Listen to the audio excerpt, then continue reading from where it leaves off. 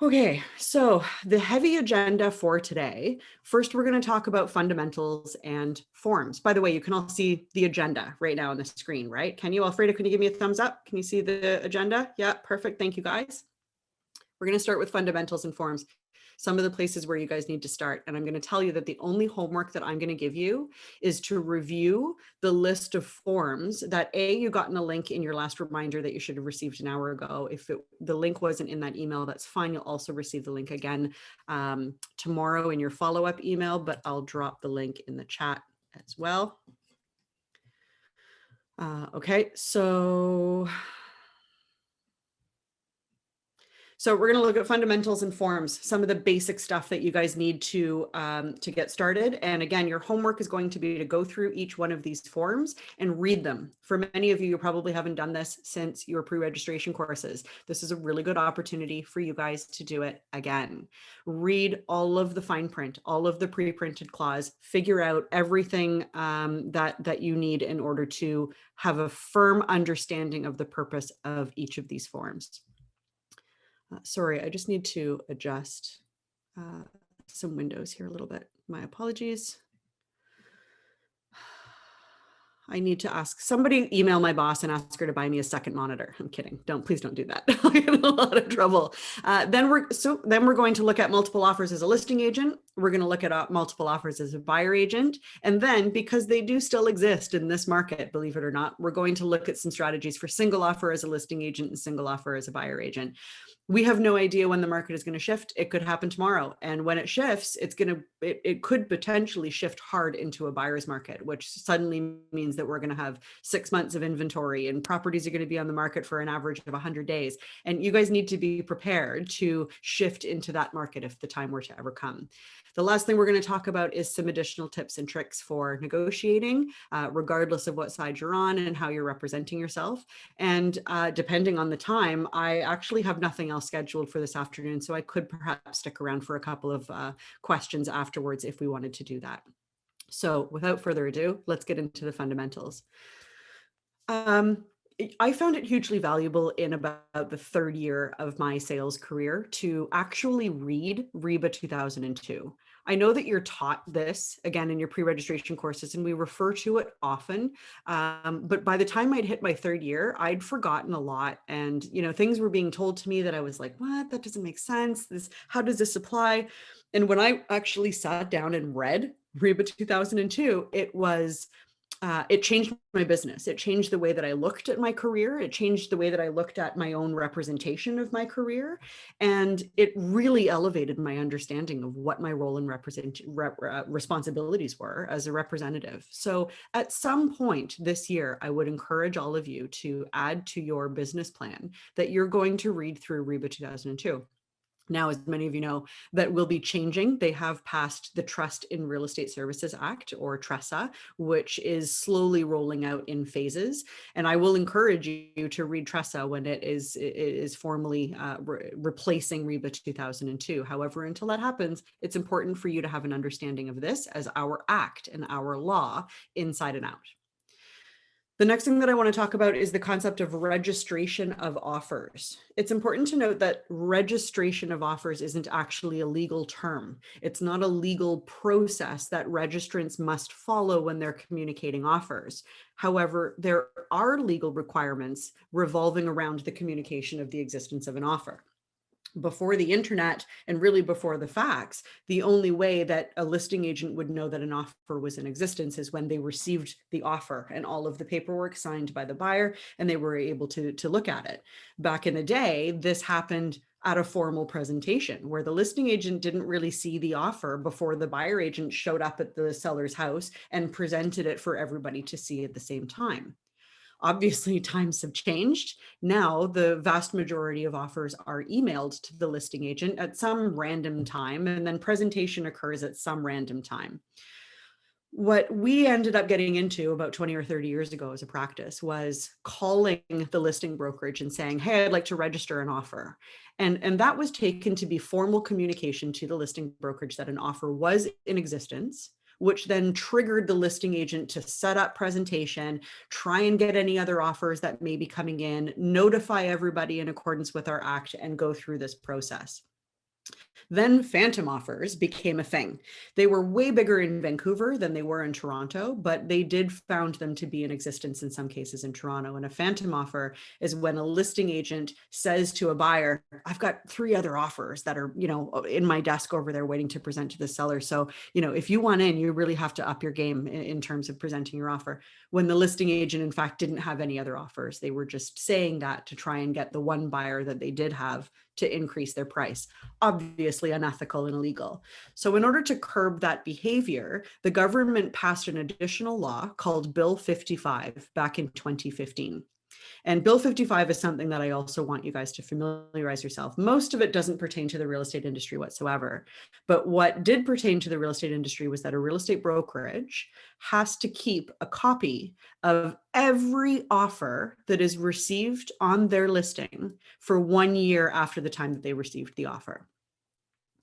This actually means that if you are in a counteroffer situation where one offer is being bounced between a buyer and a seller multiple times before it is agreed upon, that every version of that counteroffer also must be kept by the listing brokerage for up to 1 year, for at least 1 year, after the presentation has occurred to the seller. AREA, in their amazing efforts to assist by providing most of the forms that we use over the course of a real estate transaction, decided to create something that could be kept by the real estate brokerage instead of the entire offer, which is what we know as Form 801. Make a long story short, AREA also mentioned on the form, hey, you can use this to communicate the true existence of an offer to a listing brokerage. Now, to go back to Bill 55 and to go back to what RICO wants us to see, RICO says that you cannot communicate the existence of an offer to anybody unless you have deemed an offer to actually be in existence. With that being said, we have obligations as registrants to make sure that we're always telling the truth. So not only can a buyer agent not tell a listing agent that they have an offer when in fact nothing is signed, but the listing agent also isn't able to tell anybody else that they have an offer until they have confirmed that an offer has been signed. In this day and age, a lot of buyers do not want to submit the contents of their offer in advance of presentation. If they're in competition, it could perhaps, share information that could, maybe be misused by the listing agent. But for whatever reason, they want to keep their cards close to their chest until it's time to drop their hand on the table. Nothing wrong with that. They have a right to be able to do that.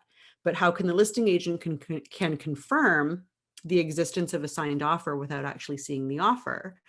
Could perhaps be done by Form 801. RICO has made a statement to say that having it in writing, the communication in writing, is sufficient for the listing agent to act. So 801 isn't mandatory, but it is one of many methods, being in writing, that a buyer brokerage can tell a listing brokerage that an offer has been signed and is in existence. Okay. I know that there's a lot of miscommunication about that. If for those of you that see me on the Facebook groups, you know that this is kind of my thing. 801 drives me crazy in the misuse of it. It's important to note that as a listing brokerage, you cannot demand 801 because you don't have authority or jurisdiction over other buyer agents or other buyer brokerages. You cannot demand it, but you can demand to say, I'm not going to consider your offer as being a legitimate offer until I have it in writing that you're saying that you are in possession of a signed offer to purchase my listing. So a buyer agent has to text the listing agent to say, I am Sandra Kirkland with Royal LePage Real Estate Services, and I have a signed offer to purchase your listing at 123 Main Street. Or you can email the listing agent, or you could fax the listing agent. Heck, you could send them a Facebook Messenger or a WhatsApp Messenger. And as long as it's in writing, it's enough information for the listing agent to say, I've got an offer. Now I can go and tell everybody else that I've got an offer. Saeed, you've got a question. Yeah, but it's very clear that this Form 801 is not mandatory yet. I've seen almost every listing they've been asking it. Every listing, I've not seen a single one which is not asking about 801. That's true. And a lot of people do ask for it. A lot of real estate brokerages and salespeople would rather keep the summary document and throw away the failed offer. That's really the purpose of that summary document, for the listing brokerage to say, I received 30 offers. One was accepted 29 offers have not been accepted, and I don't want to keep all what's 21 times 7, 100 and some odd pages of paperwork, and I don't want to keep that. So I'm going to throw out all of these offers, and I'm going to keep these summary documents, these Form 801s. And that is the primary legal purpose of 801. If a listing agent asks for it, then you can feel free to deliver it, but you're also not obliged to deliver it.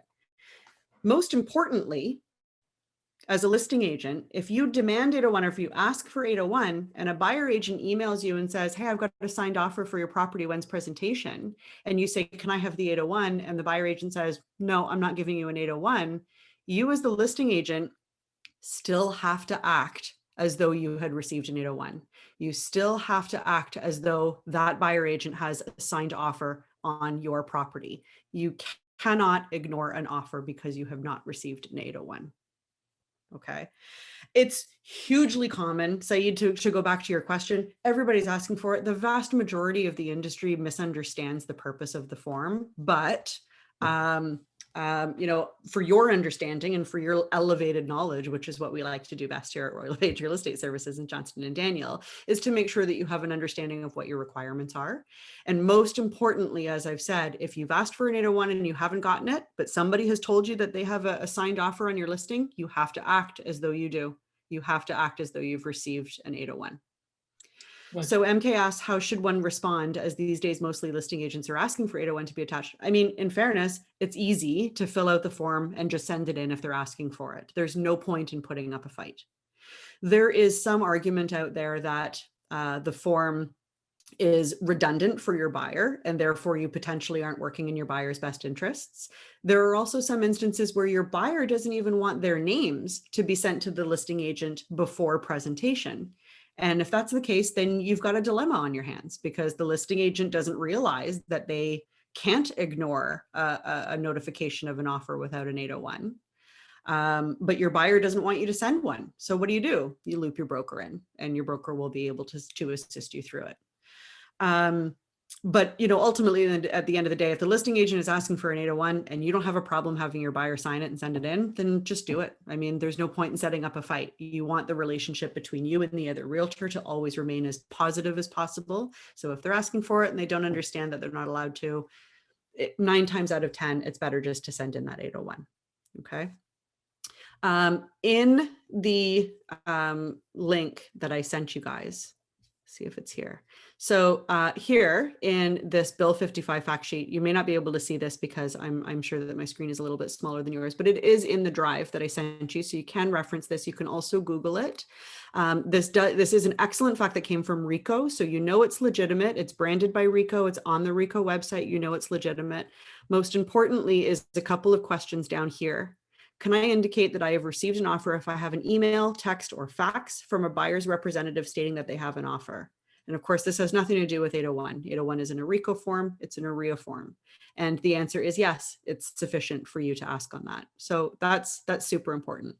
Now, I also get a lot of questions additionally as well. What happens if a buyer refuses to send in an 801, has told me that they have a signed offer, and then didn't show up? Now I look like a jerk because I've told everybody that there is an offer that didn't actually come to fruition. You've got it in writing. That's all you need. If RICO were to come knocking, all you would say is, we were told that we had a signed offer. We communicated the existence of this offer. Then the buyer withdrew their offer before delivery, which they are able to do. 801 doesn't change the opportunity for a buyer to be able to withdraw before delivery of their offer. So a telephone call does not constitute an offer. Correct. Okay. Can you ask for an email to register an offer, says Liz? Yes, absolutely. Again, any form of writing, as long as the buyer representative has identified themselves as a registrant and has specifically said, I have a signed offer for your property.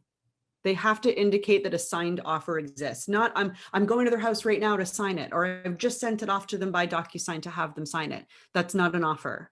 They have to tell you that they are in possession of a piece of paper that is signed by their buyers that they're ready to present. That's what constitutes the existence of an offer. Email, text, fax, WhatsApp, Facebook Messenger, they could tell you in DMs and it would be legitimate because it's in writing. Okay. Hang on, go away. Ugh.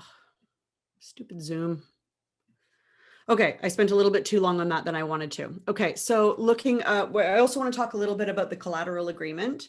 It's worth, the collateral agreement is when a listing agent has offered to reduce the total commission payable by the seller if they bring their own buyer.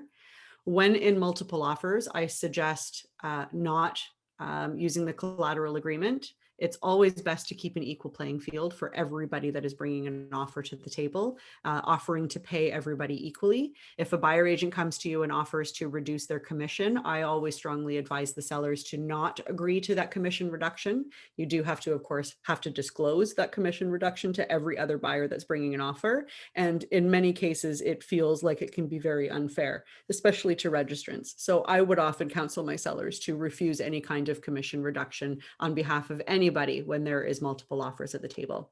We'll talk a little bit about the collateral agreement when there's only one offer on the table and it's yours a little bit later in the session. Multiple offer procedure.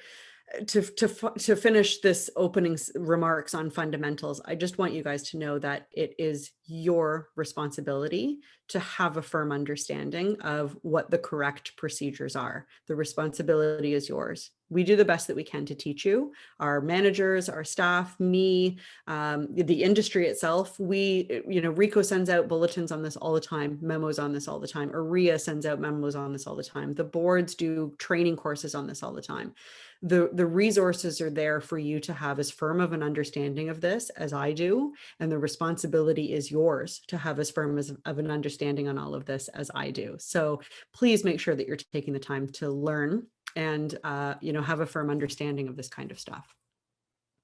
So I'm going to power through taking a brief look at these 6 forms that I've mentioned. Of course, there's hundreds of forms that are available in web forms, but these ones are most applicable to what we're talking about today. So the first one that I want to talk about is seller direction, property and offers. I believe for most of you, I think, and maybe correct me if I'm wrong, I think that these are already included in your listing packages or in your buyer packages that you get from your branch or your listing packages. This is the form where it facilitates your discussion with your seller about how they want to handle offers. It's up to your seller to choose whatever process they want. If they want to hold offers, but are eagerly awaiting multiple bullies or preemptive offers, which we'll define shortly in a minute for those of you that are new, they can do that. You're only there to be able to tell them what their options are, suss out what the pros and the cons and the opportunity, do a SWOT analysis, the strengths and weaknesses, opportunities and threats for each of their decisions, and then carry out what their decision is as long as it's lawful. So this form allows you to get it in writing, what the conversation is that you've had with your seller and what your seller's expectations are on how offers on their property will go. If you want to set an offer date in advance by putting on the listing, no offers until Sunday, March 14th, or whenever date, Sunday, March 14th, Saturday, March 14th, whatever date it is, then this is the form that you would declare that on and have your seller sign off on the fact that you're going to be marketing, that offers will be considered on that date. Now, what's really most important in this form is this part here, where we're talking about no conveyance of any written signed offers prior to a particular date. This is where it can be really frustrating for a lot of realtors. A lot of realtors feel that if you are setting an offer date, that you shouldn't be allowed to look at preemptive offers. But that's not up to anybody else to decide except the seller. If the seller wants to set an offer date and look at preemptive offers, that's up to them, and they're totally allowed to do that. You just have to make sure that you're communicating everything accordingly and giving all interested buyers an equal opportunity to purchase the listing. So if you're setting an offer date, you would sign that here. If the seller is interested in perhaps looking at a preemptive offer before that date, then you would also outline that here, usually under other directions. Preemptive offers may be considered. Additionally, what may occur is your seller may say, I'll look at a preemptive offer, but not if it's under X amount of dollars. So if a preemptive, like if we're listing for $1.5 million and a preemptive offer comes in at $1.6 million, I won't look at it. But if a preemptive offer comes in at 1.7 or above, then we'll do a formal presentation. And that would also be something that you would outline here. This document you can share with anybody that asks to see it. Many people will upload this document into the listing so that they can prove no preemptive offers before the pre-scheduled offer date. It's important to note that when they say no conveyance, your seller needs to understand that that means that if you are in receipt of an offer, that your seller has given you lawful instruction to not tell them.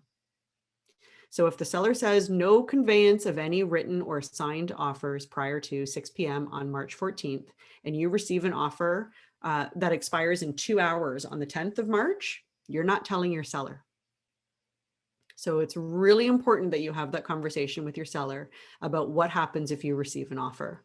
And again, give them the option. They may say, oh, I don't know, sometimes the bully offer is better than anything we get on offer date. What happens if we don't get anything on offer date? Then that bully offer is going to come back in and offer us something lower than you would have on the bully. Yep, that's a risk. That's a risk that you need to go over with your seller to make sure that they're prepared to take that risk. Okay. So make sure that you are customizing this form out really well so that your seller is aware of what's happening and you're able to properly communicate to all interested buyers what the flow is. A couple of other tips and tricks. If you are setting an offer date and you have put that in the listing and communicated that to everybody that offers are going to occur at 6 p.m. on March 14th, and you've put that in the listing, and then that changes because you've got a bully offer that you're going to be presenting to the seller tonight, you've got to update the MLS.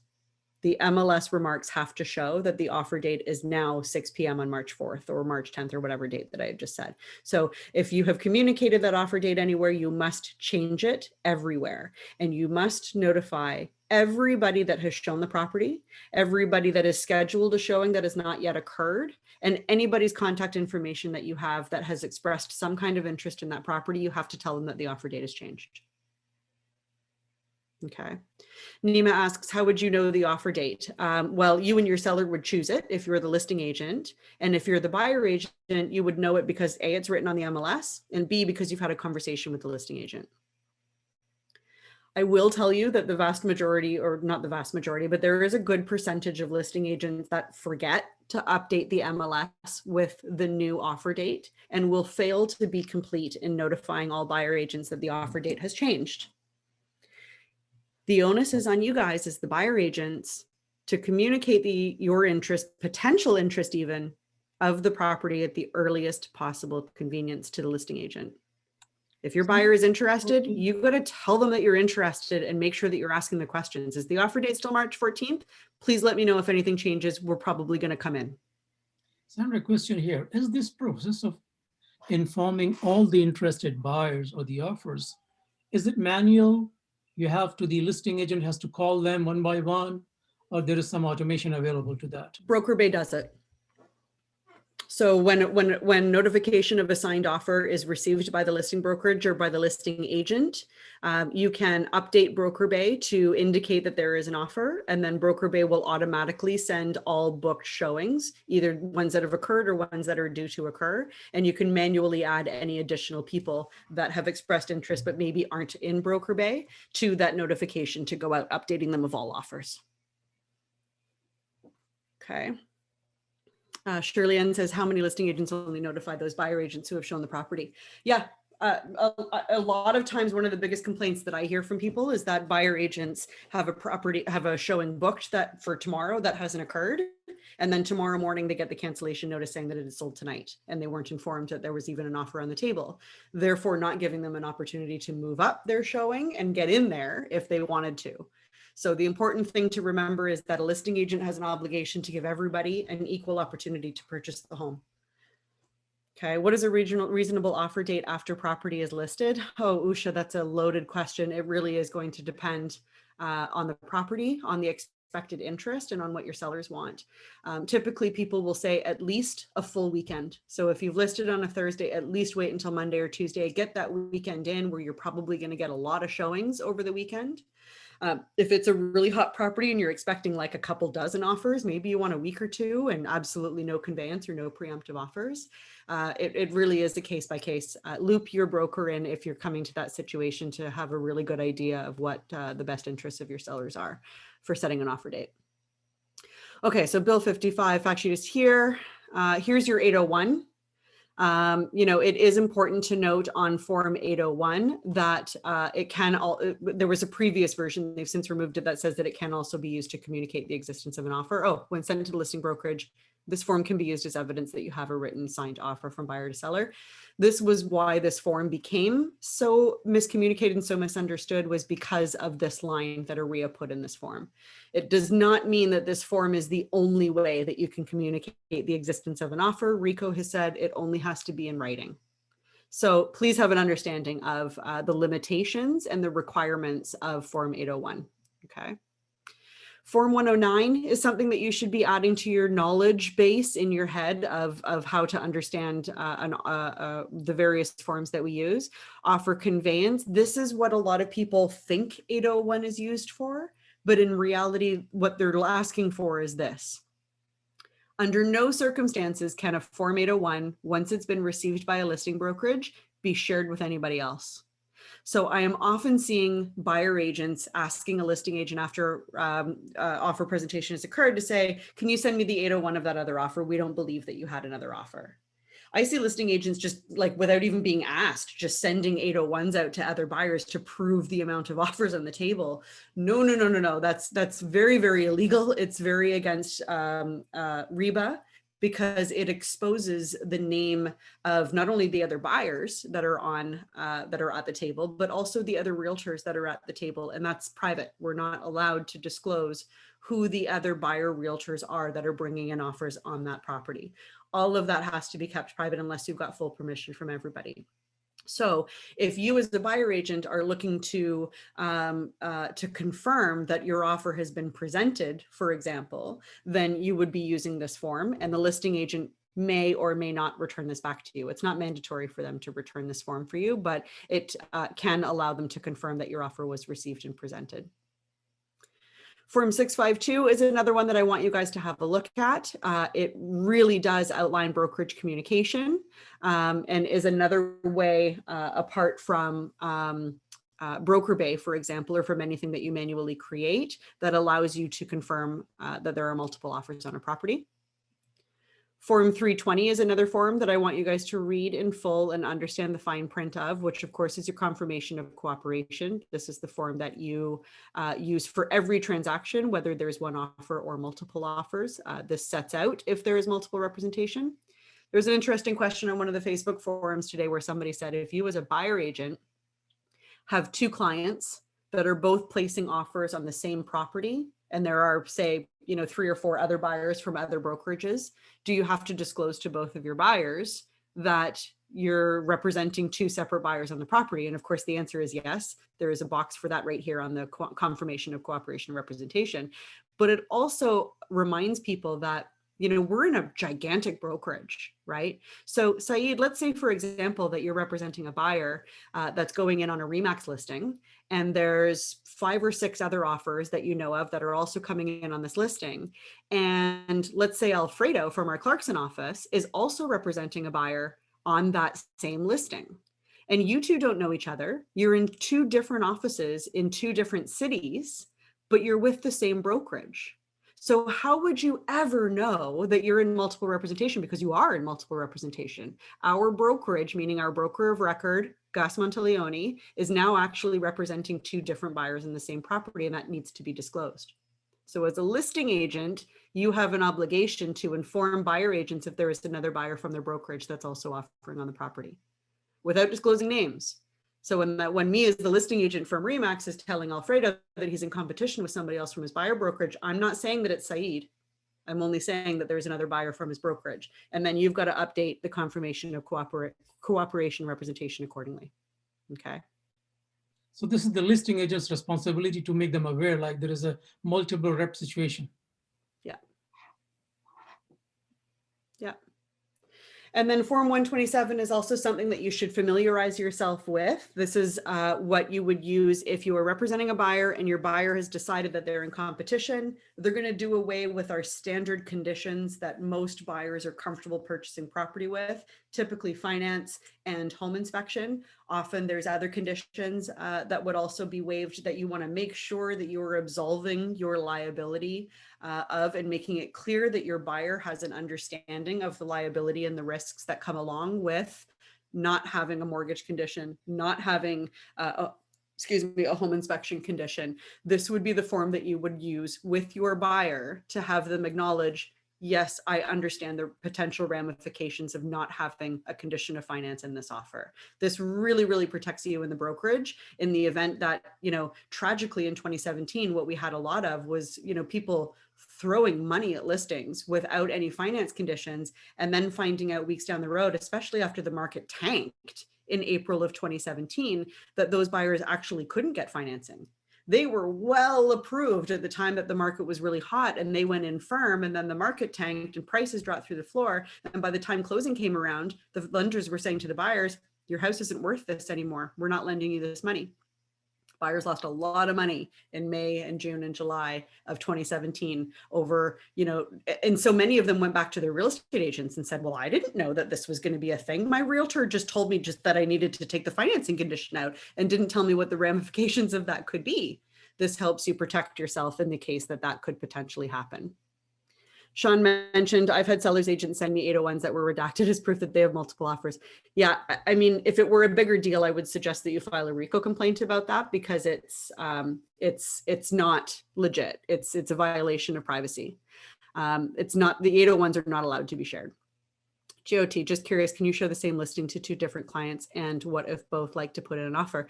You obviously, definitely, you can show as many clients as you want the particular listing. You can show your own buyer clients, your own listing as many times as you've got buyer clients interested in that listing, for sure.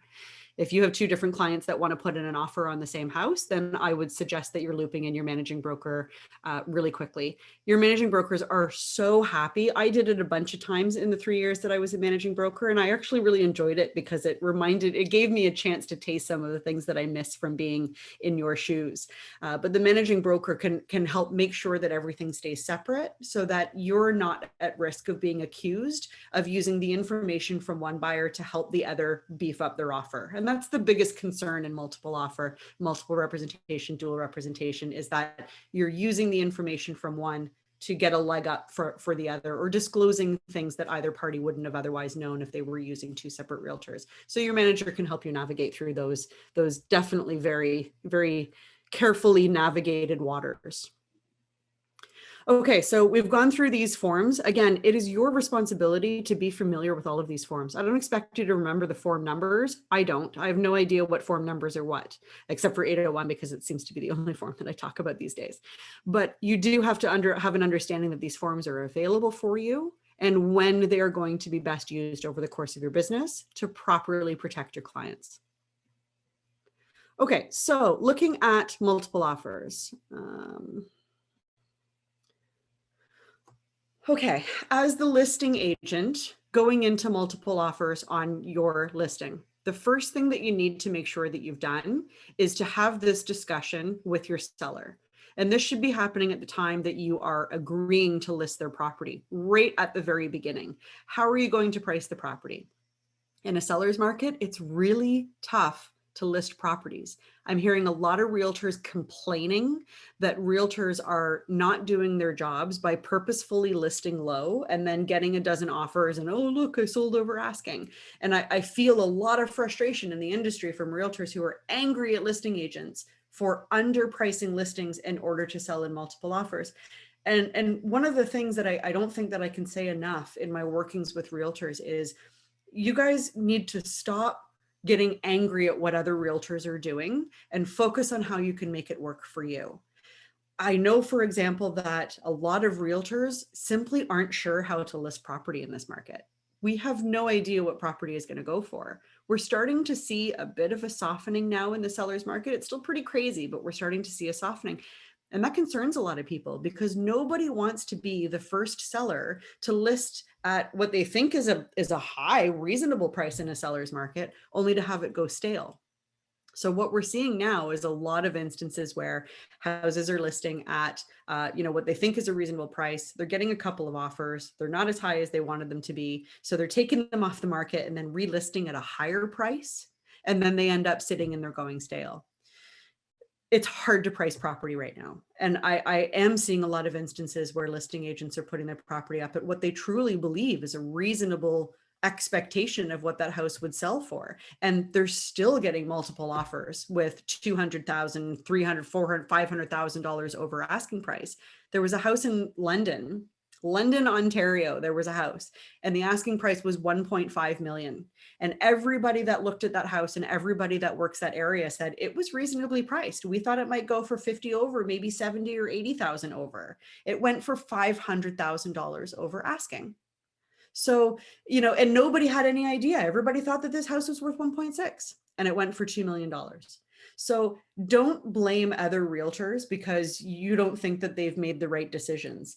Sometimes they really truly feel like they've made the right decision and that they haven't actually underpriced this property looking for multiples. It is what it is. Don't let the frustration flow through you and out to your buyer clients, because that's of course counterproductive to your responsibilities as their representative. This discussion definitely needs to happen with your sellers at the earliest possible opportunity. At the very beginning, when you first get that contract, what's your goal? What do we want to see happen here? Do you want to deal with 60 offers? Maybe that's too confusing. Maybe we're going to hope for 2 or 3, but we're going to list at a reasonable price. What is a reasonable price? Your CMA is probably going to take you many, many hours. It should be taking you many, many hours to do a really good CMA to come up with a really good starting price in your listing price. As an aside, I hear a lot of people complaining about that $1 listing. What's the purpose of a $1 listing? Listing agent isn't doing their job. What a jerk to list for $1. They're doing their seller a disservice. Stop letting it upset you. It is what it is. It doesn't matter if you think that their strategy is poor. It's a listing price is just a starting price. It's not even an expectation of what the property may or may not sell for these days. So don't let it frustrate you. Jody mentioned we won a bid last night in Kitchener listing 349, 11 offers sold for 515. And they probably thought that a reasonable sale price for that was probably just under 4. Maybe. I don't know. It depends on the house, right? But it's just crazy. It's impossible to predict anymore. It's impossible to predict. So setting an offer date when you're having the conversation with the seller about whether or not you want to set that offer date, make sure you're using that offer conveyance form on 244 and make sure that you're discussing the ramifications of no conveyance and what that means. Does no conveyance mean, are you going to come back and take me to RICO if you found out that we had 2 bully offers that I didn't tell you about? Because that's what you're signing here. And allow them the opportunity to be able to change their mind too, if they want. If you sign a listing with them on Sunday that says no conveyance and they come until the following Sunday, they come back to you on Tuesday and says, you know what, we've been talking about it and we'd look at a bully offer if it was over $500,000. Okay, we're going to get a new form 244 signed that outlines that specifically. You have an obligation to make sure that your seller has a clear understanding of what they want and what they expect, and that you're on that same page and that you've got that in writing if you ever needed to refer back to it. Your seller is allowed to change their mind. Just make sure that it's reflected everywhere when that mind gets changed. If you have confusion about this, or if you're running into a situation and you're not sure if what you're doing is the right thing to do, that's what your managers are there for. Make sure that you're looping them in. And then if you want to, put your 244 up on the listing so that everybody else can see it. Feel free to share it. If a realtor comes in and says, we've got a bully offer in your property, you say, I've got a 244 that says, I can't even tell my seller that you have an offer for me right now, so you might as well keep it. And the buyer agent says, I don't believe you, present my offer. You have to present my offer by law. You can show them that 244 as proof. Keep communication open every step of the way. If you have a listing where the seller has said, I don't want to see any offers, no conveyance whatsoever of any offers, no matter what, until next Saturday, don't let the whole week go by without talking to them, because they could be sitting at home and stewing about it. And if they need an opportunity to change their mind, you should be keeping that communication open with them. It's really, really important. You're the boss of this. You're in charge of this, and it's your responsibility to make sure that your seller is happy and that your expectations or what you're doing is within their expectations of what they want you to be doing. And of course, if you have your own buyer on your own listing and it's going into multiple offers, or even if it's not going into multiple offers, loop your manager in. It doesn't cost you anything. You're not bothering them. Even if it's 8 o'clock on a Friday night, you're not bothering them. If they're busy, there's another manager that is available to help you. It's part of the job of managing brokers to be there for you in these tricky circumstances. Because if you do something wrong and you've done something illegal, it's your manager's neck on the line, as well as your neck on the line, as well as our broker of records neck on the line. So don't hesitate to loop your manager in, especially your manager, rather than another realtor in the office that you trust, because it is their obligation and their responsibility, and they know how to handle this for you. So let's talk a little bit about preemptive offers, or bully offers, as it were. So an offer that is submitted before the preset offer presentation date is considered a preemptive offer or a bully offer. And the reason why we call it a bully offer is because that buyer agent or that buyer is saying, I don't care about your stupid rules, we're doing it my way. And it is a very sort of bully mentality of disregarding what the seller wants and doing whatever the buyer wants and steamrolling their way in there with the hopes of getting in with less competition, having their strong offer accepted. So again, if no conveyance has been established, share that 244 with them. If the bully is being presented, you have to go through the steps of making sure that everybody that would be interested in knowing that the presentation date has changed, that they know that the presentation date has been changed. So the MLS needs to be updated if you've put the post there, if you've put the date there. And again, in Broker Bay, there is a very easy way for you to log into Broker Bay. And with a couple of clicks, you're able to notify everybody that has ever booked a showing, whether it's occurred or not, or was canceled, that the offer date has been changed. Again, don't forget that if you're on the buy side, that you shouldn't just sit around and hope to be told that something has changed on the listing, because a lot of listing agents will forget these steps and will just get confused and flustered or don't care so much and are lazy, and they'll do it without telling you. On the buy side, it's your obligation to make sure that your foot is in the door if your buyer wants your foot in the door. So let's talk a little bit more about communication of multiple offers as the listing agent. Setting up your listing on Broker Bay is really important. As listing agents, you have access to go into Broker Bay and set individual offer settings. You can make it mandatory that a PDF is uploaded when somebody goes onto Broker Bay to register their offer on your listing. Okay. Or you can turn that off. It's totally up to you. It's very customizable. You can set automated responses to go out to a certain group of people, or all people, or some people, or no people. You can automate the communication that Broker Bay sends out for you on your behalf. By the way, your front desk staff can also make these adjustments for you. So make sure that if you are just filling out the form and you have no interest in actually using Broker Bay yourself, make sure that the form that you fill out that you're handing in with your listing package is accurate, and any changes that you need to your offer process is also communicated to your front desk. If your front desk receives a phone call from a realtor saying that they'd like to register an offer on your listing, front desk won't do anything. They won't register the offer. They won't go into Broker Bay and add in the offer if they've received a phone call from a realtor, because as we've already established, a phone call is not a way of communicating the existence of an offer. Rico has said that it has to be in writing. So front desk will notify you that they've received a call and will wait for you to confirm back with front desk that an offer is in fact in existence. Okay, that's the proper process. We must have it in writing directly from the buyer agent that an offer exists. Okay. There is no reason why you wouldn't want to notify every single person you can possibly notify. There's always been an argument that, oh, we only need to notify people, not everybody that's shown it, but only the people that have actually expressed interest after they've shown it. There's a lot of argument about who we need to notify. Why wouldn't you notify everybody that you have an offer, that the offer date is being changed? Why wouldn't you want to notify people? At the very least, it could perhaps make that one buyer who was on the fence go, oh crap, let's move quickly and get that offer signed. And then you've got another offer on the table. And that's what you want.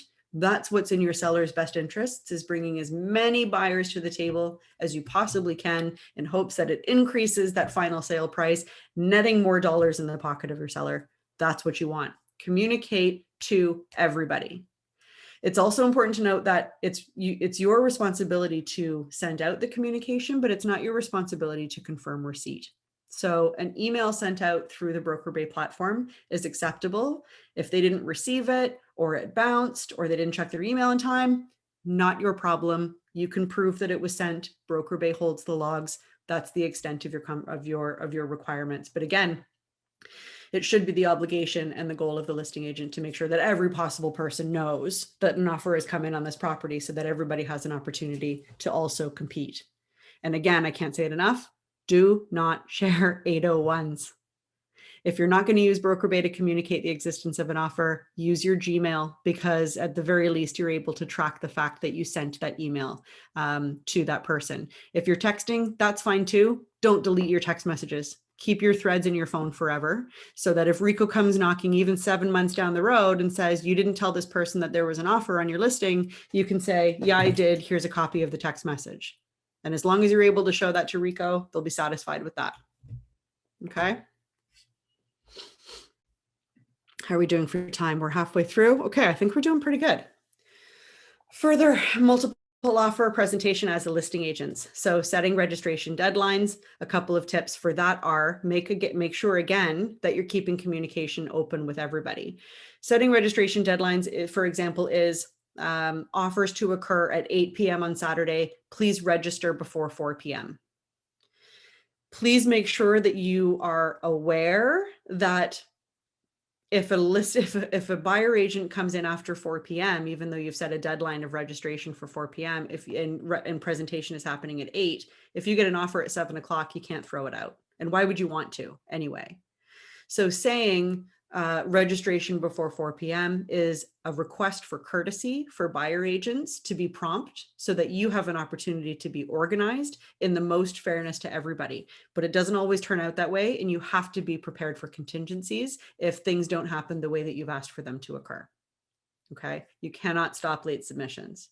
If it gets to the point, of course, where you're sitting at the table and the first offer is being presented at 8 o'clock, you're not looking at your phone. If an offer comes in then and you've missed it, then you're absolved from that responsibility. But if you've said offers to be registered before 4 o'clock and something comes in at 7 o'clock, you've still got to present it and tell everybody else that it's come in. Make sure that you're staying organized. The more offers you have, the more difficult this becomes. This is why a lot of listing agents prefer to have 801, because they'll leave all the offers in a presentation folder off to the side, and then they only have to deal with one piece of paper that has most of the pertinent information already on it. It's a lot easier to sort of go through the details to be able to say, offer A is this price, this closing date, this conditions. Offer B is this price, this closing date, this conditions, when they're all on sort of one form. That's why a lot of listing agents like to ask for 801, but it can become really confusing if some buyers aren't submitting an 801. Then you've got multiple different, front page sheets. Typically, I really like to have a stack of paper with one of those, not the paper clip, but the bigger like clamp clips on them. And I would have, each offer, each 7 pages confirmation of cooperation on top, and then the offer underneath it with any schedules at the back. And I would keep them separate that way, or have each of them in their own presentation folder where you're jotting down pertinent details on the front of the presentation folder. The more organized you are, the smoother of an experience this is going to be for your seller, which is your first and foremost priority, is making sure that this experience is smooth and calm and satisfactory for your seller. So stay organized as much as possible.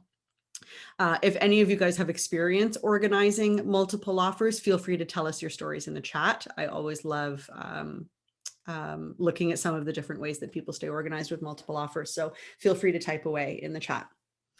If you're presenting in person in a non-COVID environment, if we ever happen to go back to that, hopefully sooner rather than later, there was something to be said for, hands up for those of you that have been in the business for a while and remember those days of eating dinner by yourself in the car, and there's 7 other cars parked on the boulevard in front of the house, and everybody is going in, and listing agent is flicking porch lights telling you that it's your time and waving at people.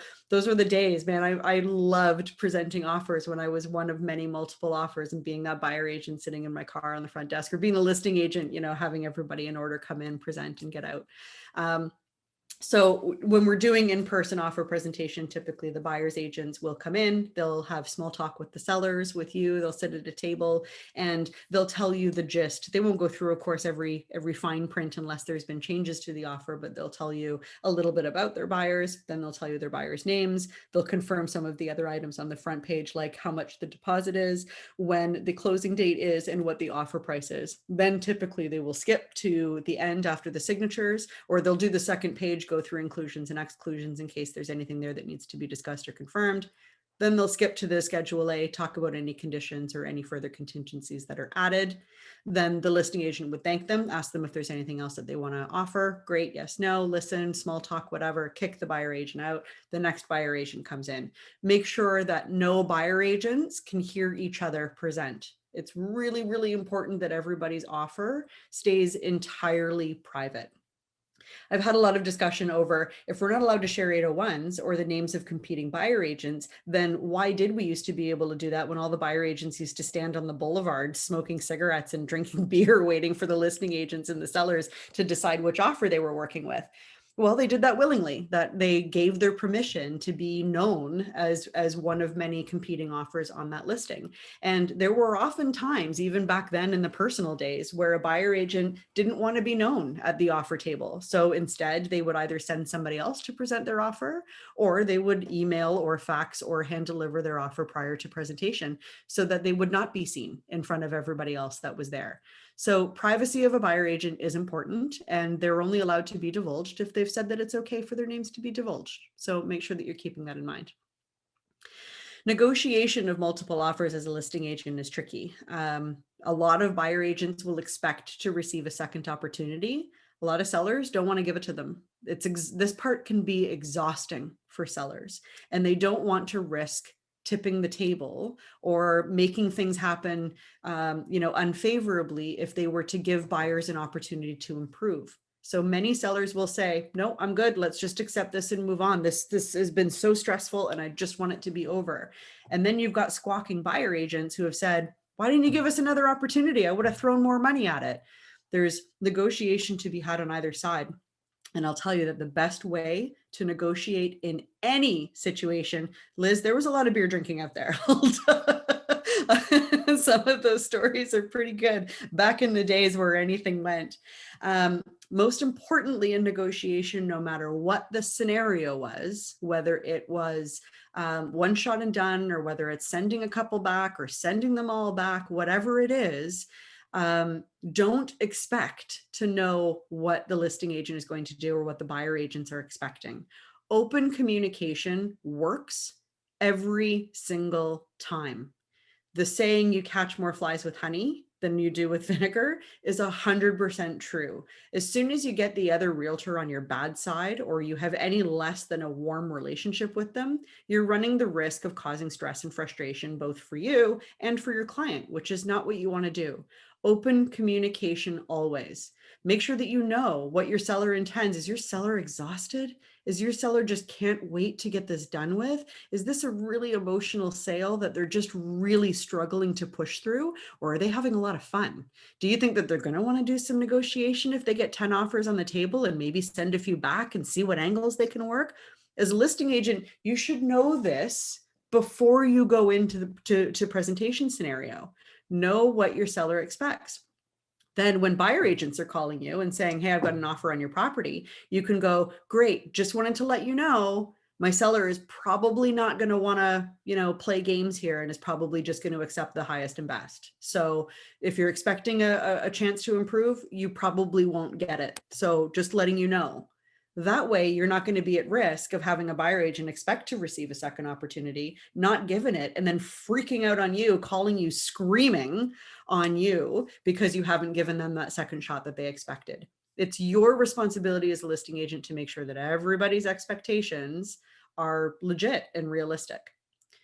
Consider negotiating before presentation as a listing agent. I mean, I don't know why you wouldn't want to do this. A buyer agent calls you and says, hey, what's ideal closing for your seller? And you can go, well, what's ideal closing for your buyer? There's no harm in negotiating a better offer before the buyer agent has even written their offer for their buyer, before there's any other offers that have come in on the table. Start negotiating the first time you speak with that buyer agent, 100% of the time, every single time. I strongly suggest encouraging your seller to disallow commission reduction and escalation clauses. Strongly advise against that, because it can cause a lot of confusion, a lot of hurt feelings. It can potentially reflect poorly on you in the eyes of your peers. And it's in many senses, in looking at it in many perspectives, it's simply not fair. It may be ideal for your seller to be able to say, I'm going to pay less in real estate fees, and then I'm going to get more on this offer, but have a net sheet ready where you're able to plug in all of these calculations and say, if this buyer agent knocks 1% off, but they've added $4,000 onto their offer price, it actually means that you net less than if you sold to this buyer agent who's taking the full commission and offering X amount of dollars. Make sure that you are really looking at that. In terms of commission reductions. And I think that it's better just to keep it clean across the board. Everybody gets paid the same thing. Don't use commission as a negotiating tool. In many cases, it's actually illegal. So stay away from it altogether. I have a comment. Yes, or Liz. a question, actually. I have actually offers coming this Saturday for property that I have listed. And there is an agent that approached me already saying, hey, I want to bring a bully offer, firm offer, but I want to reduce my commission to $2,000. So he hasn't sent the offer or anything yet. So I haven't communicated to my client that there's an offer, because there isn't, in fact. But the whole point is, yes, you have agents that are reducing their commission. So it might be reducing the commission, but at the end of the day, you have an agreement that says, your commission is 5% on the listing agreement. So you're not obligated to actually have that reduced. Well, you are, though, because despite the fact that the seller is agreeing to pay you 5%, they've also written in that listing agreement how much they intend to pay the cooperating agreement out of what they've paid you in total. So if you are reducing the cooperating commission offering or payment, then it also has to be updated on that listing agreement as well. So it is up to the seller, or the seller does have to agree with rather what you're offering to the cooperating broker. No. What I'm trying to say is, if I have an agent that's reducing the commission, right, I don't need to change the MLS. Why would I change the MLS? Well, you do, though, because it has to be fair across the board. So the listing agreement, the MLS, I worry less about the MLS, but the listing agreement does have to be updated to reflect that change. If they accept the offer with the reduced commission, that's what you're saying. I would suggest that the listing agreement needs to be changed before that offer is accepted, at the same time that offer is accepted, to make sure that the seller is acknowledging what the cooperating broker is being paid. But ultimately, at the end of the day, I'll refer you back to your managing broker for further details in your specific scenario. But it's not just a matter of just accepting, whatever the buyer agent has put on the confirmation of cooperation without making additional changes, including to the listing agreement. Especially if you're receiving multiple offers and only one of them is reducing their cooperating commission, it's always the best idea to just refuse that at the time that it's being offered on the confirmation of cooperation, and sticking with what's offered on MLS, just to better be safe than sorry. So Liz, lots of nuances there.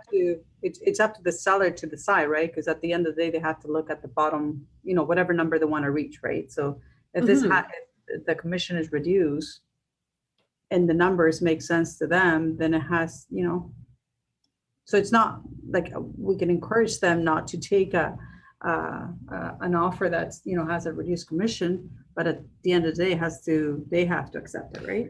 Definitely. Yeah, definitely. Which is why I'm suggesting that you work with your seller to consider disallowing commission. You're right. It's not up to you at all. It is definitely up to your seller, and it does help to have a net sheet available to make all of those comparisons, because oftentimes a reduction in the commission payable still results in a less net for the seller. And it's just really important to do those calculations. I agree. Yeah, 100%. I agree. Okay. Thank you. Appreciate it. Yeah, of course, of course. And Saeed's asking what an escalation clause is. Thankfully, they never really picked up traction here because they technically are a violation of REBA 2002 in terms of privacy and what we're allowed to disclose as the contents of an offer. But an escalation clause is where a buyer says, doesn't necessarily have a specific offer price, but says, I will offer $2,000 as a random number above the second highest offer up to a maximum of $500,000. That way, what they're expecting is that if the next highest offer is 480,000, then that buyer with the escalation clause is paying $482,000 and not the $500,000 that was their maximum. So it allows buyers the opportunity to get into the multiple offer market and not feeling like they have drastically overpaid. Because of course, buyers have that fear when they're competing that they're throwing way too much money at it. And if they'd kept back $10,000, maybe they still would have been the highest bidder. And that can be really stressful for a lot of buyers to wonder if they're overpaying or if they could have offered less. Escalation clauses are really common in many states. Most of the states, they are really common. So they're also common in some other provinces in Canada as well. But they are very, very difficult to maneuver in Ontario because you're not allowed to divulge what the contents or what the offer price is of any of the other offers without permission from them. So if you receive an escalation clause, your proper process should be to inform all of the other buyers and get their permission to have their purchase price disclosed to that particular offer with the escalation clause. And if any one of them say no, then you technically can't be using the escalation clause because it could potentially be a violation of privacy. So one of the best strategies that a lot of people use when they receive an offer with an escalation clause is simply to cross out the escalation clause and to cross out the offer price and just sign it back at the maximum price that they said that they were going to offer. So in the case that I'd said, sign it back at $500,000 and reduce the irrevocable to being 15 minutes. That way you're putting it back on the buyer to say, oh man, I really want it. And I would pay $500,000. Yeah, okay, I'll accept it. And then you've got your deal. And if the buyer doesn't and says, yeah, you know, I'm not willing to play this game, I'm out, then you can consider that offer withdrawn, or they can resubmit their original offer without an escalation clause and you can move forwards. Does that make sense? Really tricky there. It is tricky. Yeah. So that's why it's always better, I think, in these situations that if you're confused, like if you're really worried about how to properly handle this escalation clause, bring in your manager. I can't say that enough. Bring in your manager at the time. Don't just hope that you're going to fumble your way through it and that you've done it right. Loop your manager in every single time. And you know, Sam is up late. He'll be able to help you if you're dealing with an escalation clause at 11 o'clock at night. Nadia, why did you say above the second highest offer? Because that's an escalation clause. Right? So if you have 4 offers on the table, one is for 450, one is for 460, one is for 70, one is for 500 with an escalation clause of $2,000. So what that means is that they're technically the highest offer at 500,000, but they're not offering 500,000. They're offering $2,000 above the next highest offer. So if their offer is 500,000, the next highest offer is 480, then the top highest offer is actually now 482 because they're offering $2,000 above the second highest offer. Does that make sense, Nadia? Yeah, that does make sense. I didn't realize that they could. So they're giving the highest offer. This is the one with the escalation, and they're giving you 500, but they're saying they're not going to pay 500. They're only going to pay 2 above the last one. Yeah, they might pay 500. If the next highest offer is 498, then they're paying 500. If the next highest offer is 500, like if they're actually competing against an offer for 500, then they're not in competition. They're competing against that highest offer. If there's another offer that's 505, then this offer is out. It's not the highest offer because they're only offering a max. But then they've shown their hand to the seller that they're willing to pay 500. Right. That's why I'm suggesting as the listing agent to talk to your seller about crossing out the escalation clause altogether, signing it back at their top price. Okay, so Sandra, on this offer with the escalation, the offering price is 500. But so it's not actually 500 No, they're saying we're offering $2,000 above the next highest offer to a maximum of 500,000. regardless of what the offer price says on the offer. Yes. Wow. Okay. I did not know that. Yeah, That's good. they're thankfully they're not widely used here at all. I've seen them used a couple of times. In fact, Wissam, I know that you registered for this course. Are you here? Is Wissam here? If he is, he maybe isn't listening. Wissam, are you here? He's here. Sandra, this is only true if that offer is actually the highest one. If they're not the highest, that doesn't make sense then. Right. Yeah, there's a bunch of scenarios where it simply wouldn't be useful whatsoever. I wouldn't worry yourself too much about them, Saeed, unless you're receiving one as a listing agent. If you're receiving one, then loop Sam in and really dive into the details of it. You can Google them as well, and there's lots of information to be able to Google. They're very, very, very rarely used, and even more rarely are they actually like accepted and worked in an offer. So I wouldn't worry too much about them, but you do see them trickle around every once in a while. Okay.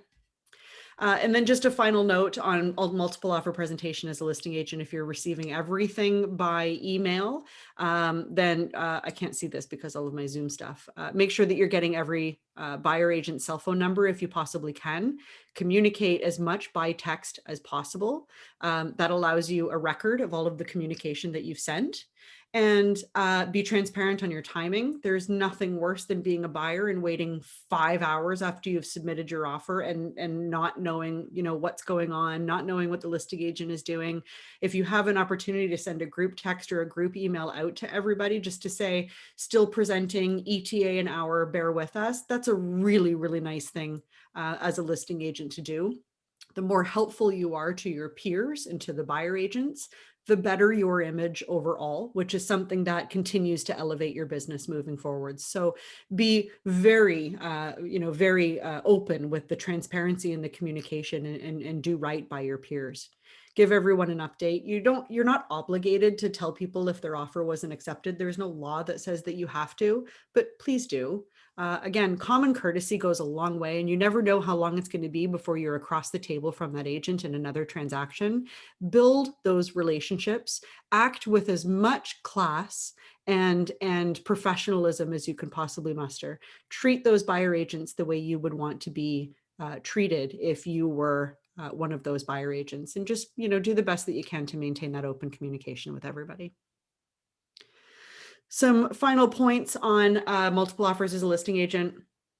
Retain a copy of every offer that was presented. Again, this is the purpose of 801, is so that you can throw out the failed offers and keep 801 if it was properly filled out. In a digital age, most people just keep a copy of all the offers they've received in their email. Or in their Google Drive. So, really decide on your organization here, and make sure that you're keeping a record of every communication that you have. The industry has become such a wild west that it is more important than ever to digitize your communication as much as possible. As sad as that is, I mean, again, for those of you that are on the call that have been in the business more than 10 years, you'll remember the days when everything was done either in person or on the phone. And now it's very difficult to have a phone conversation, because who knows if that other realtor a couple of months down the road or a couple of days down the road is going to say, they never said that to me, prove it. And you can't, because it was a phone call. So at the very least, if you're doing a lot of business by phone, make sure that you're taking the time to send summary emails. Great talking to you this afternoon. Just wanted to summarize, this is what we agreed on. Do I have everything right? And then, you're covering your butt, and that's really important. That extra effort can go a really long way, again, for your image of professionalism, and to cover your butt if there's ever a discrepancy in what was discussed or what was confirmed. So, you've got an opportunity when you are presenting multiple offers to your sellers to do a variety of things. And I'm not going to read them here because you guys are all capable of reading. Feel free to refer back to this slide. If there's any questions about any of the strategies that are here, feel free to unmute or write in the chat what your questions are. This, of course, isn't limited to just these. There's tons of, things that you can do as a listing agent. Make sure that you remember that a verbal offer means nothing. So if you are calling a buyer agent and saying, we'd sell to you if you change the closing date, and then that buyer agent said, hang on a second, blah, blah, blah, blah, blah. Yeah, we're going to change the closing date. You can go ahead and consider that accepted after we change the closing date. Don't call all the other buyers and tell them thanks for coming to the table, but you sold to another buyer, because that's not legitimate until you've actually got those changes reflected on that offer and agreed and accepted by everybody. Nothing is final until it's in writing. Okay, so verbal offers mean nothing. Nadia, did you have something to add? No. Okay, no, okay, sorry. So you could, send a couple back to ask them to improve. You could potentially send none back to approve. You could send them all back. One of the last listings that I had before I stopped selling, I still feel kind of bad about it, although my seller was thrilled. I had a condo townhouse for sale in Hamilton. And I don't remember exactly what the price was, but for story's sake, let's say that we asked $400,000. We received two offers to purchase the listing, and two offers came in. Asking price was $400,000. One offer was $405,000, and the second offer was $412,000. Everything else was the same. No conditions, same closing date, same deposit. Everything else was the same. The only difference was the price. One was at 405, one was at 412. After talking with my seller, he said, let's play ball and see what happens. Let's send them both back and ask them to approve.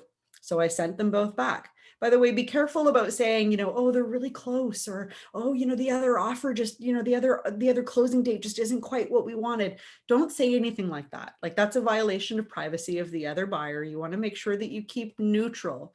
We're sending both back and giving you guys an opportunity to approve. That's it. There's nothing else that you can say.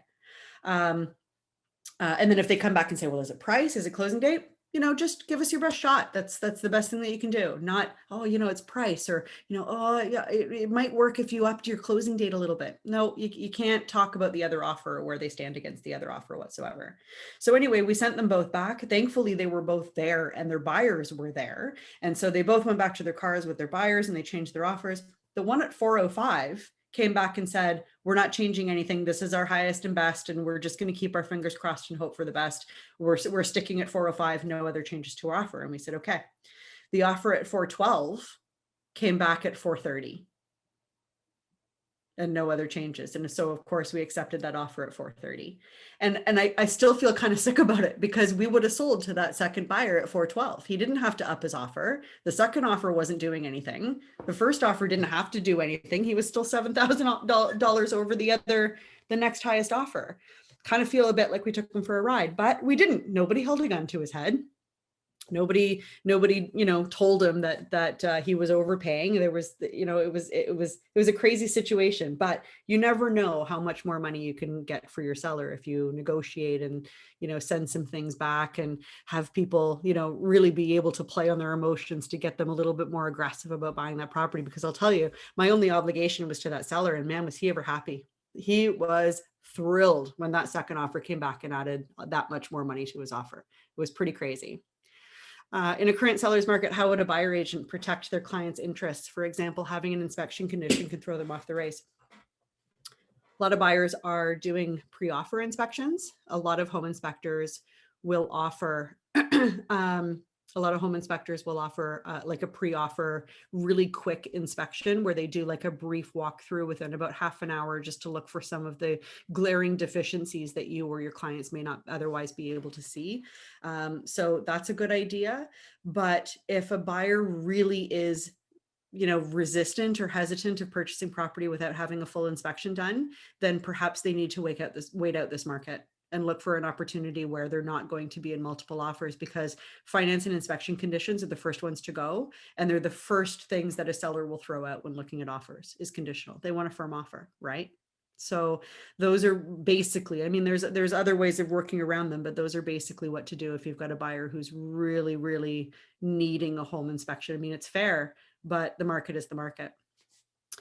Saeed, explain the fourth option. So sign one back and hold on to the other offers pending a sign back. So that's what I went when I was talking about the escalation clause, is if you've got 5 offers on the table and one is an escalation clause, for example, and they've said that they'll pay up to 500,000, then give them that quick sign back. Or as another example, this offer is really, really good and you would accept it, but the closing date does not work. I need the closing date to be April 1st. I can't wait until July to close. So I've got the buyer on the phone. The buyer says, yeah, we'll accept April 1st, no problem. Cannot go based on the verbal offer. Got to get it in writing. I'm going to take this offer. I'm going to change the closing date to April 1st. I'm going to initial it. Sellers are going to initial it. I'm going to change the irrevocable to 15 minutes from now. All the other offers are still live, right? Send that offer back to the buyers. And then the buyers go, yeah, you know what? We can't make April 1st work. Like, we've got to stick with the July date. You can go, okay, that's fine. We're going to cancel out this offer now, and we're going to go work with one of these other offers. Okay. Is no conditions going to be a new norm? That is the norm now, Jody. When you're in multiple offers, it's the first thing to go. So hopefully, as soon as the seller's market ends, I mean, it's where control lies in the balanced market, right? When it's a seller's market, the control lies in the seller. They get firm offers and they pick the cream of the crop. In a buyer's market, they've got extreme conditions like sale of purchaser's property or vendor takebacks. The control lies in the buyer to be able to do 14 inspections before they go firm if they want to. We're in a seller's market, and therefore the buyer has very little control. They've got to purchase on a whim, on a dream. 5, how does this make sense? What's number 5? Hold one or more offers while sending the others back for improvement. So that, what I mean by that is, say you've got 5 offers, 3 of them suck, 2 of them are really, really good, and they're really close. I'm not going to do much with these 3 over here, but these top 2, I'm going to send them back and see if they want to change their offer and improve and maybe throw some more money at them. You don't really have to tell anybody that you're doing that, but you could potentially, not put these 3 aside for now and get these 2 that are head and shoulders above everybody else to sort of bid against each other a little bit. That's what I mean by that. Okay, so why wouldn't you, in that case, why would you just not send all 5 of them back? Why just 2? Yeah, and typically you would, but if these 2 were out of the running, chances are they're not going to come back in and throw enough money to put them back into the running. And again, sellers can sometimes be so stressed over the situation that they don't want to, they don't want more communication. They just want to get it done really quickly. So sometimes it's better if these guys are all offering $500,000, but there's 2 that are up around the 650 range. Don't waste too much time negotiating with these guys that probably aren't going to come up 150,000. Okay, I see what you meant. I Okay. thought you were saying hold the 2 highest and send the other lower ones back. No, sorry. The terminology there was a little confusing, but yeah, no, that's what I meant. Work with the ones that have a chance of winning. So Sandra,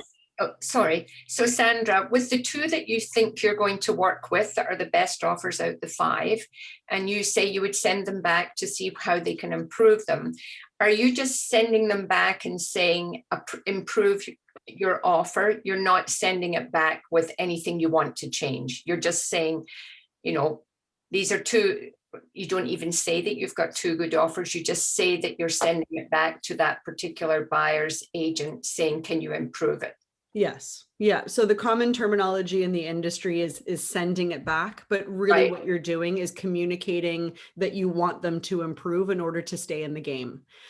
So by sending it back, we're usually saying, I'm sending it back to you. You've got like 10 minutes before we accept something else. Let me know if you're going to be changing your offer. And that gives that buyer an opportunity to scramble, put something quick and authenticized, get it signed and get it submitted back in while the negotiations are still occurring. For clarification, yes, that's what I meant by that terminology. Great. Thank you. So Sandra, one more. On your number 3, you're sending them all back for buyer's improvement. Are you saying, which I think you are, keep all the offers on the table and then just tell the buyer's agents, go bring me a better offer? You're not actually giving them, in the olden days, we'd give the offer back to the buyer agent and have them come back with an improvement. Yeah. But we're not actually like declining the offer, right? We're not striking it through and saying void or rejected or declined. We're keeping them all on the table because you never know what could happen over negotiation. So you always want to keep everybody in play, and sending them back again, as I just said with Elizabeth, is a very clear sort of, you've got an opportunity to improve and we need you to improve in order to stay in the game.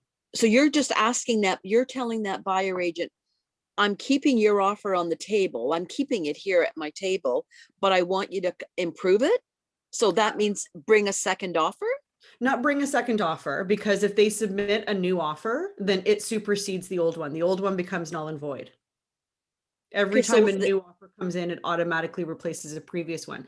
Also, like, for example, if a seller were to counter an offer, it makes that original offer that they're countering Yeah. also null and void. Right. But okay, so I've still got the same question. If I'm holding all the buyer's offers on the table, not giving them the piece of paper back, how are they going to improve their offer? They take their original offer that they'd submitted, not that you're giving them like something tangible back. You're just saying to them, improve your offer. And then Oh, they're so going come in back. and making a new offer that will go over top of their original. Okay. Okay. Gotcha. Yeah. Okay. Sorry. So if I were to submit a new offer, like if I sent you an offer to purchase and then you said you need to improve your offer or you're going to lose this property, and I'm going to say, okay, I'm going to go back. You've got my offer. I'm going to go back and write a new offer. And when I give it to you, as soon as I hand it over to you or email it to you, my original offer becomes null and void. So the seller can't accept it twice. I could come back in with a lower price if I really wanted to play the ball game and there was no other offers that I was competing Yeah. against, and my original offer is null and void and cannot be accepted. Then what's the purpose of holding the offers and not giving them back? It's a terminology, and I again, just to clarify, that terminology is that we are keeping them on the table. I'm not giving it back to you by allowing you to withdraw it. So if you decide to say I'm not improving my offer, you've got what you've got, then that original offer is still valid because I've held on to it. Okay. All right. Yeah. Okay? So it's sending back the opportunity. It's not actually forcing a withdrawal or a return of that offer. This is Okay. sort of And- demanding on the buyer side to sort of go back within that short amount of time to prepare a new offer. Well, yeah, I mean, you know, when you're representing a buyer and you're going into a buyer presentation as a buyer, whether there is one offer or multiple offers, you need to ensure that you've communicated with your buyers that they're on standby. So that if changes need to be made, then they maybe need to be made fast. And this was why a lot of buyer agents back in the day would have their buyers in the car with them, or would have them nearby, or would be at a nearby location, like maybe around the corner at a restaurant or at a Tim Hortons, armed with additional paperwork if they needed to make any changes on the fly. Now, of course, digitally speaking, it's a lot easier to do it digitally. So, you know, for example, you could be sitting at a table with your sellers, telling a buyer agent who maybe is sitting there with you, you know, outside in the waiting room, we need you to change this closing date really quick. Then you can open up your laptop. You know that your buyers are sitting by the phone or sitting by their email, waiting for direction, waiting to see what's happening. Have a phone call with them. Yeah, we're okay with the new closing date. Great. Log into AuthentiSign really quick. Make that change the irrevocable, or if you need to change the closing date, send it over. They're waiting in their email, and it can get done in 10 minutes. Yeah, surely in the good old days. I miss them. I wish I could go back to selling in 2007. Those were good days. And just to confirm, Sandra, so those conversations where you're going back to the buyer agent and saying, you know, you've got an opportunity to improve your offer, that all has to be in writing, right? Either by text or by email. You can't pick up the phone and say this to them. I think that you could pick up the phone and say, I'm giving you a chance to improve your offer, Oh, or you what can you can? do in 10 Okay. minutes? Yeah. All I mean, right, I I think it's wasn't sure. worthwhile to keep record of everything that you've said and done, you know, just in Okay. case. You never know, but I don't think there isn't a law anyway that requires you to put that communication in writing. Okay, thanks. Anne, what do you suggest if sellers Google buyers' names on offers and start to make decisions based on findings online? Oh my God. I've never had this happen, but I've heard of it taking place. Wow. Like, oh, you know, we're getting into an age where like open discrimination is just okay. So you know, I don't know. I would probably handle that very carefully. We have run into situations. There was actually a situation, I want to say it was 2 or 3 years ago. Time has just kind of gone crazy since COVID hit, right? It's really hard to really have a handle on time. There was a scenario a couple of years ago where one of our realtors in our brokerage had this genius idea. Well, I don't know if they had the idea or their seller did. Their seller didn't want their seller, it was like, you know, it was such a great family friendly community. Every single family on the street, it seemed, had young children. And when they decided to sell, all of their neighbors were like, oh my God, who are we going to get in the neighborhood? Like, we're going to miss your vibe and your presence here in the neighborhood. And I really hope we get a family with young kids. And the seller went, you know what? I'm going to make sure we get a family with young kids into this neighborhood because that's who deserves to live in this house. And so they, with the real estate agent, decided that they were going to market to young families. And they actually flat out said in their marketing material, you know, highest and best price may not be the deciding factor, as the seller is interested in having, you know, is in contributing to the future of the dynamic of the neighborhood. And the world lost it. Like, what do you mean? If I'm a single man, you know, from Russia, am I not going to be allowed to buy this house if I've got the most money offering on this house? And it, like, you know, as you can imagine, the world sort of went crazy. And so there was big discussion over how much human rights comes into play when a seller gets to decide basically who they want to sell to.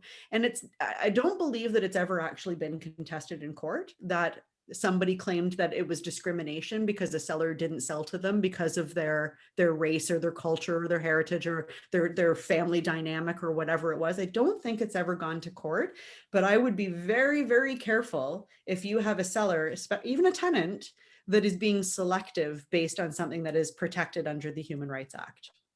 So, Anne, I'm going to tell you to loop in Anne Young if that ever happens to you, because oh my gosh, that is definitely a massive issue waiting to happen. So hopefully none of you guys run into that. If you do, loop your manager in, quick snap.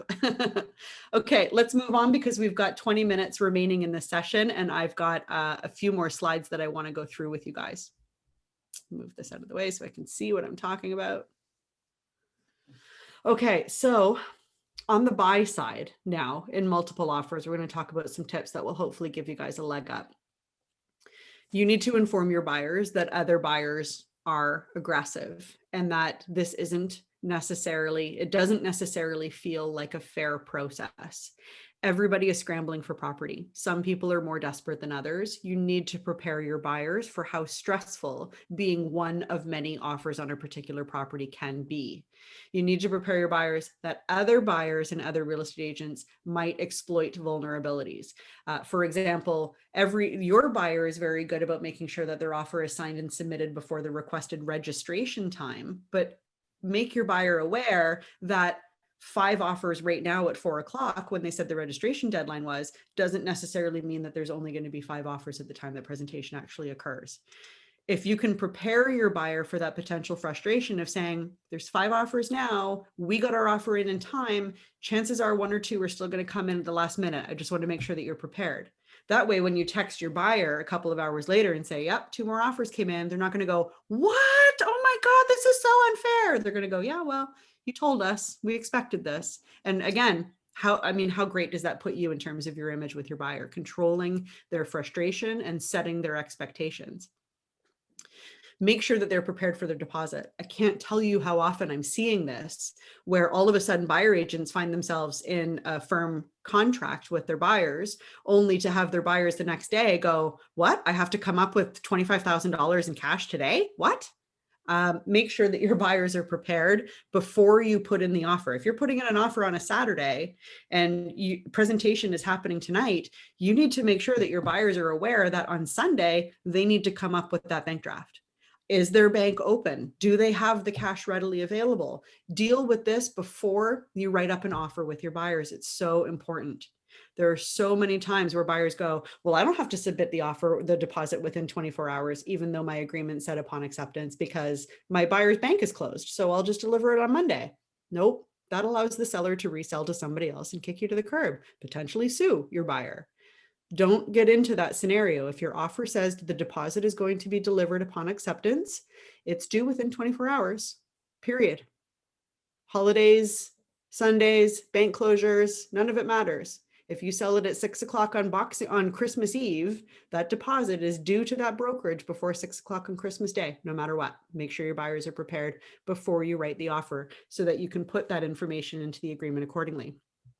If their bank isn't open on Sunday, then make sure that you're writing as otherwise described in this agreement on that offer, on that first offer page, and then putting in the instruction in the Schedule A, i.e. offer deposit will be delivered by 6 p.m. on Monday, whatever it is that you're doing. Okay.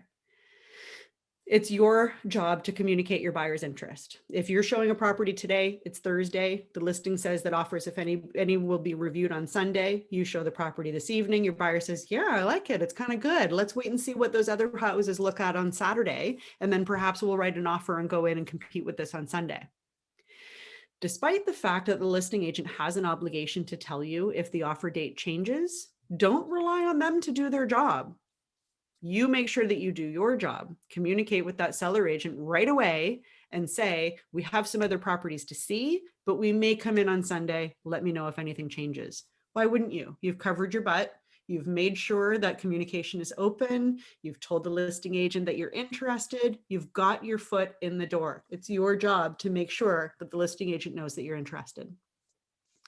There is a checkbox on Broker Bay. So if you are booking showings using Broker Bay, i.e. the listing brokerage is using Broker Bay also, or Showing Time, there is an option for you to check to say, keep me informed of any offers coming in on this property. And then Broker Bay automatically will include you in that. Okay, so make sure that you're doing that as well. Always, always, always have a conversation with the listing agent before you write your offer. Ask them what they prefer for closing. They could say 60 to 90 on the offer, but maybe they're actually interested in 30. Maybe they could close earlier. Have a conversation with them first. That's your first beginning of negotiation. Ask them, why is your seller selling? What can you tell me about this listing? How much interest have you got? What do you think is going to happen? Anything I should know about the house? And then just shut up and listen. You'd be surprised how many bad listing agents out there will tell you, oh my God, it's a bitter divorce. The husband just wants to sell it for dirt cheap. The wife has been a little bit difficult, but I know she just wants out of it too. This has been one of the toughest listings I've ever had. Oh, tell me more.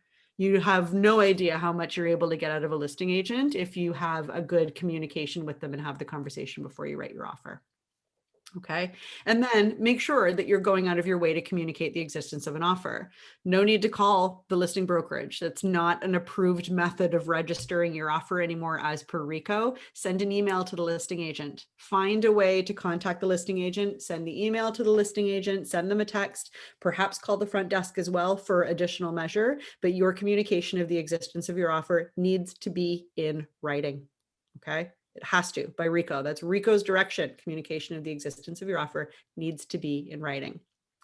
We already discussed escalation clauses, so I'm not going to go into the details there. Again, not widely used. Don't worry so much about them. If you come across them, loop your broker in. Assess the property. Do a full CMA on every single offer that you are writing. I find buyer realtors don't do this enough. There was a post today on one of the groups where the guy was like, this listing agent did a cancel and relist because he didn't get the offer, the offer price that he wanted on his original offer, and he did a cancel relist. And before he canceled his first listing, he increased the asking price on the listing to make it look like it was listed for higher before the cancel and relist. And I find this really deceptive.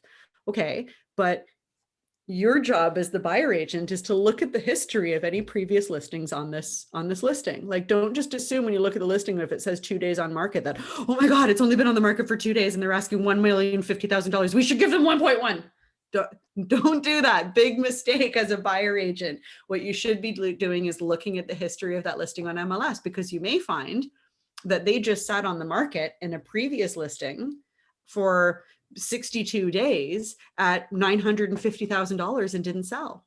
So this is your opportunity to dig. You can see all that on the listing history. So make sure that you are doing your due diligence on every listing that your buyer is thinking of putting an offer in on, and analyzing that listing, because you never know what it can tell you about the strategy of the seller. A confused seller can work in your favor. Again, talk about the pros and cons of having an inspection condition or a status certificate. Consider these things, very, very detailed, because anything that you can do to cover your butt is going to help you in the long term, no matter what happens, especially if your buyer is about to go in, getting rid of some of these conditions that we typically would rely on. Sandra, hi. You said that we, as a buyer agent, we must do a CMA. In this current situation, how much of help is a CMA? In a recent example, I looked at one property that was up for sale. And then they were asking about 650,000. And the CMA of the, based on the previous history, it was nothing more than 660 or 670. But the property went for 765. Yeah. Yeah. It's really tough. It's How really, do you really come up tough. with like a realistic, a competing offer? So coming up with a reasonable value for a property today is harder than it's ever been before. But your CMA isn't necessarily looking for what a reasonable market value should be. Your CMA is more looking for details on what the seller may or may not be expecting. And so again, in terms of the history of the listing, maybe it sat for 60 days at $960,000. And even still, maybe it's going to sell for 1.2 now because the listing agent has positioned it differently. You never know what's going to happen. And that is the problem with the seller's market. So, one of the best things that you can do with a buyer is to say, forget what it could sell for.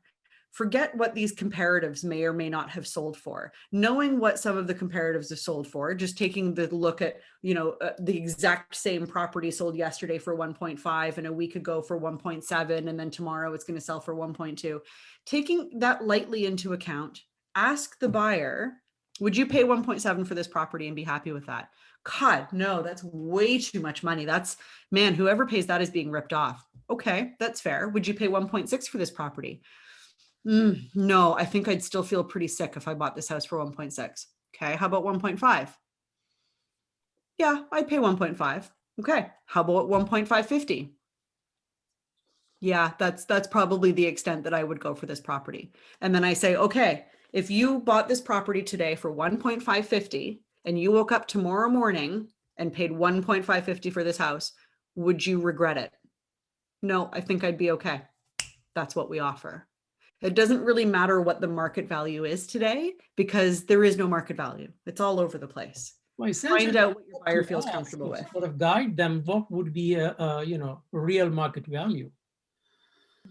There isn't really a market. The market value is what the property ends up selling for, and it's that property, and it's not comparative to what the next door neighbor is sold for. It's tough. Like my parents just went through this. They just bought a house. They lost in 3 multiple offers before they ended up buying an executive townhouse for 1,960 is what they paid for it. And they were in multiple offers against another buyer. And they really had to decide, like, will we pay 2 for this listing? And they said, no, like two would make me feel sick. Oh my God. And they just worked their way backwards. And it didn't matter. Like they could have been up against 7 different buyers and they still would have offered the same amount of money. And if they lost it, then they were like, that's okay. I wouldn't have paid that. And if they won it, then they went, okay, I'm happy with what I got this house for. That's the only way to run this market right now. It's the only way. I know it's hard. Hopefully, Saeed, by the time you get really rolling in your business, we'll be back into a bit more of a balanced market. It's mind-boggling right now. Yeah, it really is. It really is. Nima, can I get some insight on the best way to do a CMA other than looking at the history of the listing? So both Matrix and Stratus have CMA platforms built into them. I suggest starting there and experimenting with the platforms that are built into MLS. Ahmed did a course. I think you were on it. Ahmed might have did a course last week or the week before on CMAs. It's a good one. But RLP Sphere is also going to be coming out with a pretty mind-blowing CMA product, by the way. I'm not sure how long it's going to be. I was just on the head office demo team yesterday looking at this product and it's epic. So I can't wait to see that. But I would start with using the CMA options that are built into MLS just to sort of see how it works. Okay, and Anne's reiterating to say you need to know your market and area and get better price knowledge. You do, but Anne, you know yourself as much as I do that, again, in this market, we can say all the past comparables say that this house is worth 675, and as Saeed said, it still might sell for 750. So it's pretty hard, but that at least is what you can use as a benchmark for your buyers to say, I feel comfortable paying 675 for this and not 680. I will not pay 680 for this property. And then if they lose it, then they feel okay about losing it. And that's how to balance that when working with a buyer. When are you planning another MLS CMA session? Elizabeth, send me a quick email and I'll send you the recording from that CMA session, or it's on my YouTube channel if you're able to find that. I don't know if we're going to be offering our standard courses in a live environment moving forward because it allows us more opportunity to do more timely sessions that are more apropos to what's happening today, and leaving those organic sort of the same thing every 3 months to a recorded environment. But time will tell. We're in the process of totally revamping our entire professional development program. So stand by is what I can say. Unless there's any other questions on this slide, you guys can read. I'm not the type of person, obviously, that sits here and reads slides, so I'll move on just to get us, we're almost done, which is great. When it is safe to do so, and you have an opportunity to go back to presentation in person, please do. This is something that I would really, really hate to see go the way of the dinosaur as a result of COVID. There is something to be said about offer presentation in person to the benefit of your clients. It can be more time consuming for you guys, and therefore more of a time expenditure and more of a money expenditure, but it can be the best opportunity for your clients, both the sellers and the buyers, to have a better experience and to feel more in control of the process as it's happening. And it provides more transparency on your side as well. So when you are presenting offers on the behalf of your buyers, don't go in, you know, guns blazing. Like, nobody likes that from a realtor. If you have been a listing agent for a while and you have had experiences with this, you know, having that realtor come in going, I'm buying this house, like, just tell me the things, I don't care, blah, blah, blah, and trying to control everything, you actually don't even want to sell to them, because you don't know what the rest of the transaction is going to be like after this, after you've gone firm in this particular scenario. So make sure that you're going in looking to work with the other party. Negotiation 101, which I've learned, by the way, if you've never taken Certified Negotiation Expert or CNE, it's typically offered by the boards. You can get it on the natureofrealestate.ca, I think is the website. You can Google Certified Negotiation Expert in Real Estate and you'll find local courses. It's a designation, it's expensive, it's a couple $100s. It is by far the best designation, higher learning that you can get in real estate, in my opinion, that is currently available today. Certified Negotiation Expert, or CNE. It is absolutely incredible. And one of the biggest takeaways that you'll get from that is that you will always be a better negotiator on behalf of your client if you can get the other party to feel as though you have given up the ghost when actually you haven't. And the only way that you're able to do that is to build a rapport with that other realtor, not to go in trying to hammer them to the ground, but to go in and say, how can we make this work for both of us? And then continuously working on that relationship to be able to have them come out going, they were fantastic. And we maybe gave them a little bit more than we needed to, but it was a real pleasure to work with them. That's the sweet spot that you want to find in terms of your negotiation. So, and you are more easily able to do that in an in-person environment, or at the very least on the phone, ratifying the conversations that you've had via email afterwards to protect your butt. Any prerequisite to CNE? There isn't. There's actually, I think, 3 levels of CNE. So there's intro, certified negotiation expert, and then there's an advanced course and an advanced designation that you can take after that. Joanne, I agree. Like, it is worth every penny. It's one of the best classes I've ever taken. Shirley Ann, no problem. Nice to see you as always. When's a good time to take these courses? That's interesting. I think it depends on when CNE is offered. I know they do it online now, so it's just a matter of finding out when they're offered and then taking them. I think it's like a 2 or a 3 day course. So it's something that you really have to commit to. Okay. And if you're doing it virtual, consider adding an emotional message.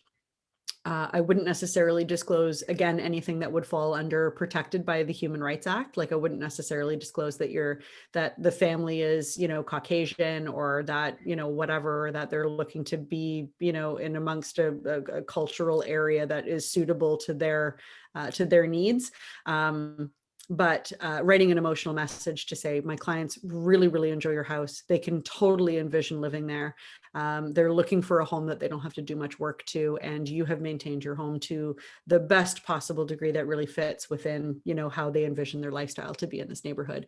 That can sometimes trigger heartstrings of sellers to make them even more eager to negotiate with you and to work with you than they otherwise would have been if you just went in and said, here's our offer, accept it. You know, negotiation and building those emotional rapports can take you a long way. Okay. At the end of the day, in any offer situation as a listing agent, your obligation is to get more money for your seller and to make sure that they are satisfied with how the whole situation plays out. So not only do you want to make sure that they get the most money or that they get the conditions and the contingencies that they want in their agreement to purchase, but that their stress levels maintain at the lowest possible rate. Whether this is an exciting sale for them or it's a stressful, emotional sale for them, you should have a handle on that, and you should be adjusting your actions in accordance with what they need. If it's all about money, then it's all about money. And if it's all about making sure that it's a satisfactory process, then you need to make sure that you're doing everything you can to minimize their frustrations, even if that means letting go of your own frustrations because the other realtor that you're working with may or may not be working within the same parameters that you expect out of them. Make sure that you're doing the best that you can to minimize frustrations and stress for your seller. Remember, you cannot demand 801. If you get 801s, don't share them with anybody else. The only people that can ask to see them outside of your brokerage or outside of your broker manager for that reason, even another realtor in your brokerage couldn't ask you. If your broker manager asks for them, you can share them with him, obviously. The only other people that can ask for them is Rico. That's it. Do not share them with any other buyer agents. As a buyer agent, make sure that you're getting your foot in the door. Don't sit around waiting to be told, waiting for the listing agent to pick up the phone and talk to you. It is their obligation, but don't sit around expecting it. Make sure that your foot is in the door. Your whole responsibility is to make sure that you're representing your buyer. And if that means getting the property for your buyer, go out of your way to get the property for your buyer. Don't forget to prepare your buyer to submit that deposit. If you put upon acceptance, it's due within 24 hours from the time that you're told your offer is accepted, period. That's it. Okay. Be careful with backup offers. We're seeing a lot of buyers submitting multiple offers on properties. Like this one is having an offer presentation tonight at 6, but there's another one that we like that's having an offer presentation at 8. And, you know, if we can't buy this one, then we're going to buy this one. So then they write 2 offers and they submit 2 offers. No, because if both of those offers get accepted, you're in a lot of trouble. So be careful with backup offers. Be careful with working one property or working one avenue at the same time. We see that happen every once in a while, which we don't want to do. And when it's safe to do so, go back to presenting in person. It seems like a pain. And sometimes those long nights sitting in your car at the curb can be a drag. There was one night I sat in my car until 1:30 in the morning waiting for an offer presentation to occur. But I'll tell you, the next morning I woke up and I was tired, but I felt really invigorated because I'd gone out of my way for my buyer. Go back to presenting in person when you can. And negotiation 101, some of the tidbits that I've taken out of Certified Negotiation Expert that worked for me when I was selling. Treat other realtors the way that you would expect to be treated. Take a moment to really exercise your inner empathy and identify how you would feel if you were the buyer in this same situation. How would you want to be communicated with? What information would you want to be told or not told? What's fair? How would other buyers feel? Make sure that you're always exercising that empathy skill and taking a look at the perspective from all of the other people that are involved. Keep that give and take mentality. Try and get the other realtors to be your friends. They'll give you more, maybe information. Maybe it means that they'll be a little bit more, lax, and maybe they'll work harder in negotiating with their sellers to come to an agreement with you because everything is copacetic. Make sure that you're working that give and take mentality. Sometimes you can make them feel like they've taken a lot more when really they haven't. And so that's always a win when it comes to negotiation. Again, don't forget what your roles and responsibility as a registrant are. Save the most money for your client, whether on the buyer or the sell side. Reduce their stress.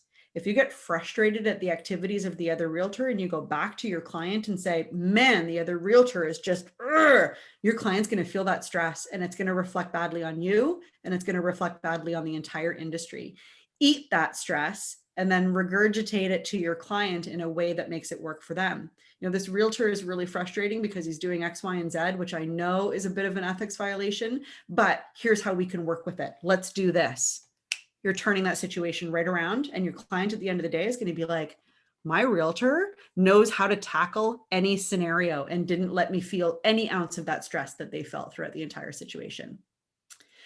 A big thing when you're writing your offers, make sure they're clear. The amount of offers that come across people's desks where the client's names are misspelled, The legal description that was taken from Geo Warehouse is only half copied and there's missing some letters. Conditions are spelled incorrectly. There's grammatic errors. Inclusions were left out. Title search deadline wasn't filled in. Take a moment and really make sure that the contracts that you're writing, does somebody unmute Sure, you're themselves? making that? Yeah, leave it, you can leave the door open, sure. That was Nadia. I'll just go ahead and mute her. That's okay. Make sure that you're taking a moment to ensure that the legal contract that you're drawing up and submitting for a legal negotiation is correct.